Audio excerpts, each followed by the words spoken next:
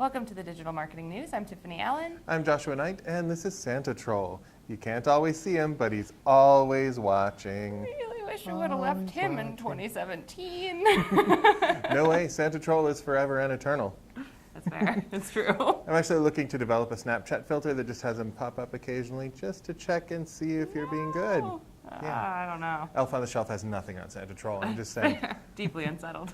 But speaking of Snapchat, eMarketer just had a pretty interesting little report about how marketers are using the Snap and Chat, as I like to call it, and the hip kids certainly don't. They found that right now 25% of marketers are using the Snapchat.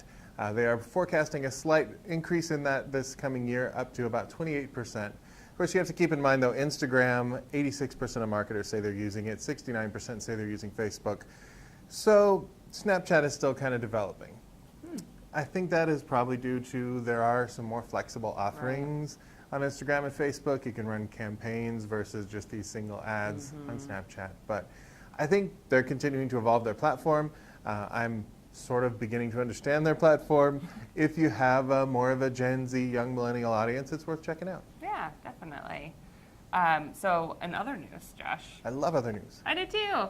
A recent survey from Clutch tried to determine why searchers click on paid search ads in the search results. So some of the key findings that they found here were that 77% of people surveyed are confident that they can identify which is a paid ad or which is an organic result, which is up, I believe, from last year, which is interesting. 75% say that paid search ads make it easier for them to find the information they're searching for within the search results page. 33% click on paid search ads because it directly answers their search query. So when we talk about, for example, for SEO, the best answer strategy, making sure your content is ranking for the right keywords and you're giving them the best answer when they click through, that still applies to paid search as well, which I found interesting. Yeah. And people are about 4 times as likely to click on a paid search ad in Google, so 63% versus any other platform like Amazon, YouTube, or Bing, which again is interesting. I know there's a lot of quality score things with Google. Maybe that's a factor there. But yeah, overall, I think what we're learning here is that the rules of engagement for paid ads on Google are very similar to those of organic search, meaning that you should provide something of value that makes sense for the search queries you're bidding on. Otherwise, you're less likely to get click-throughs and then maybe not even get served at all. As a marketer, I'm just hyper aware of that, and I always try and think like, okay, do I want to cost these guys money by clicking on their paid, or do I just scroll down to their first organic SERP and give them the organic boost? I feel like kind of a benevolent God. Yeah, that's fair. Kind of an influencer, some would say. Go on. In order of segue.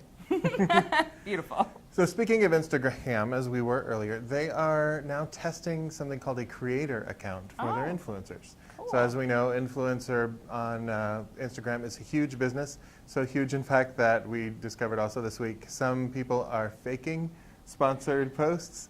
Yep. So that they can go to brands and say, look, I did this thing for Johnson & Johnson where I was holding their baby powder. And so interesting stuff. But the people who are actually influential on Instagram are getting to test this creator account thing.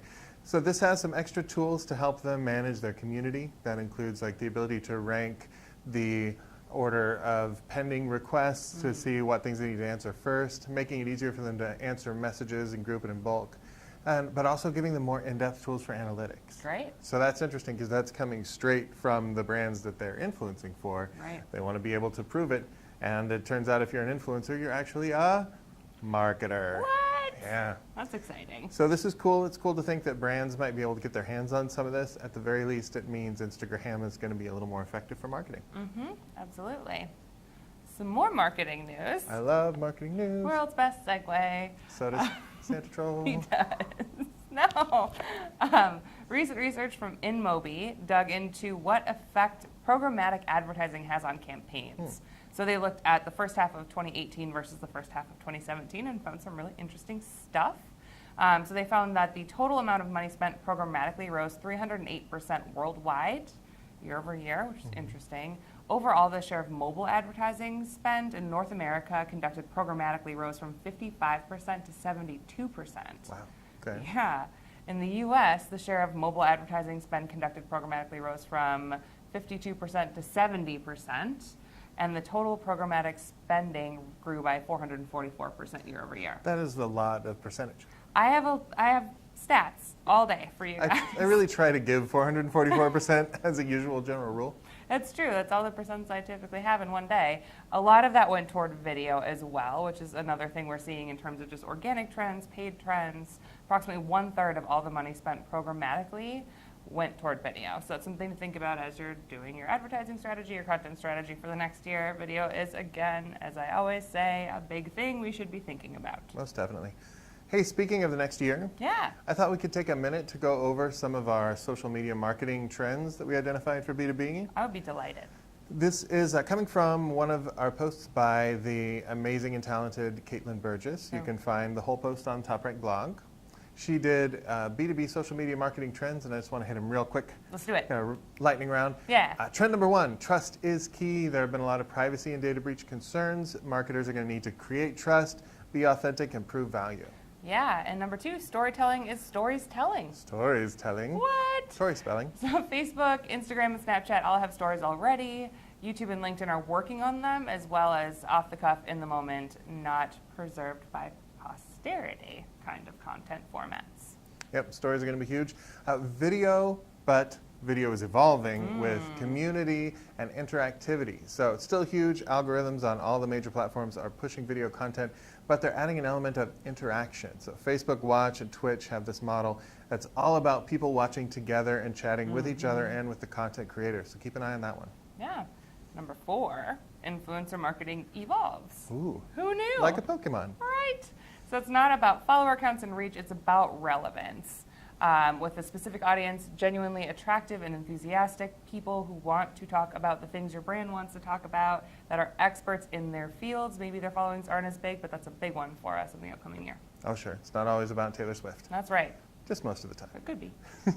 Thinking about that community as well, groups are back with a vengeance. So LinkedIn and Facebook both tried this shunting groups off to their own app where they kind of got ignored and started to die. So they're both back into the main fold. Facebook has added more features that enable, for example, brands to start groups and ways to administrate those groups. So create your own groups or join in on those that are there. Add value, go light on your promotional stuff, and just concentrate on being an asset to your community. That's true. I always concentrate on being an asset. Yes, you do. Number 6 is pay-to-play options. They are expanding, as you can imagine, on social media. So you can look for better personalization, better segmentation, better analytics. Ads are getting smarter, which is great, of course, for social media users and for brands as it becomes increasingly pay-to-play. Yep, organic reach is still there a little bit, but Tiny bit. put some budget on your social media, and I think it'll pay off. All right. Well, that is all the news we have for you this week. We will be back maybe next week with more digital Perhaps marketing news. next year. Maybe next year. And we will see you next time.